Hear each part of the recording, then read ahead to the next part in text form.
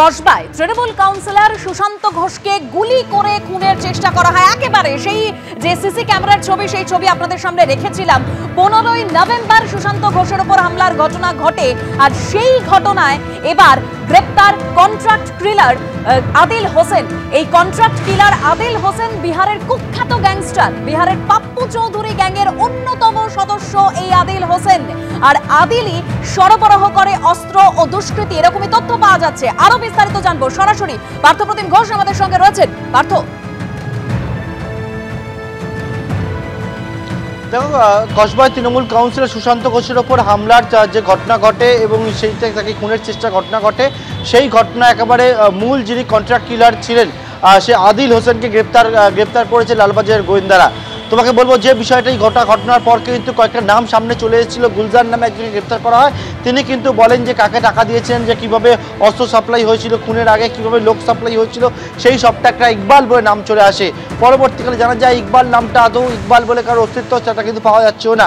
আসলে ইকবাল বলে কেউ নেই, সেই ইকবাল হচ্ছে আসলে এই আদিল হোসেন, তেমনটা কিন্তু জানা যাচ্ছে। নাম সেখানে বদল করা হয়েছিল এবং এই আদিলকে আজকে গ্রেপ্তার করা হয়েছে। আদিল হচ্ছে বিহারের কুখ্যাত গ্যাংস্টার, বিহারের একাধিক ঘটনায় তার নাম রয়েছে, অপরাধের ঘটনায়। এবং এক্ষেত্রে কিন্তু সে বিহারের বাসিন্দা হলো, কলকাতাতে তপসিয়া রোডেও হচ্ছে তার একটা যে ঠিকানা সে থাকতো বলে পুলিশ সূত্রে জানা যাচ্ছে।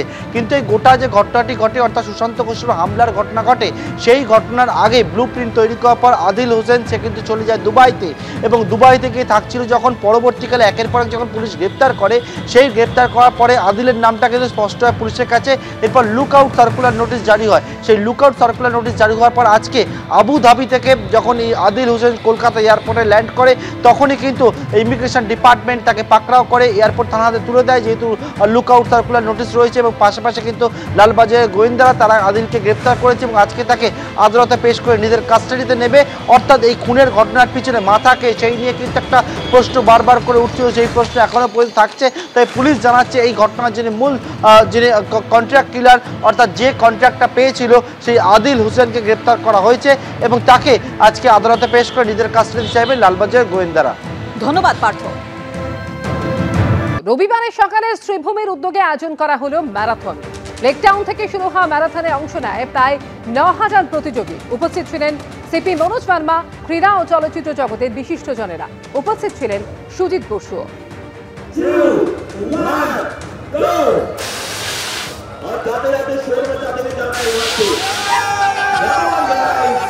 Of police, Shri Manoj Verma, also part of the 10K. He just waved at us. Good to see you, sir. সকাল থেকে আমাদের ম্যারাথন শুরু হয়েছে সকাল 6টা থেকে। প্রথম 21K, তারপর 10K 6:30, আর 7:30-তে আমাদের আনন্দ রান, ফান রান যেটা আছে। এটা খুব বড় ইভেন্ট এবং 9000-এর মতো পার্টিসিপেন্ট আমাদের হয়েছে।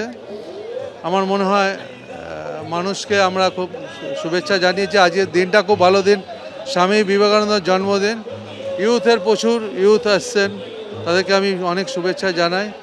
কেন স্বামীজির আদর্শ ঘরে বসে গীতা পড়ার থেকে মাঠে গিয়ে ফুটবল খেলার কথা বলেছেন। স্বামীজি জীবে দয়া করে জন সেইজন সেবিচেশ্বরের কথা বলেছেন।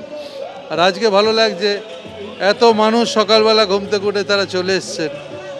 আর আমি মনে করি এই ম্যারাথনে যারা দৌড়াচ্ছেন তাদের শরীর ভালো থাকবে, মন ভালো থাকবে, শারীরিক সক্ষমতা তাদের বাড়বে।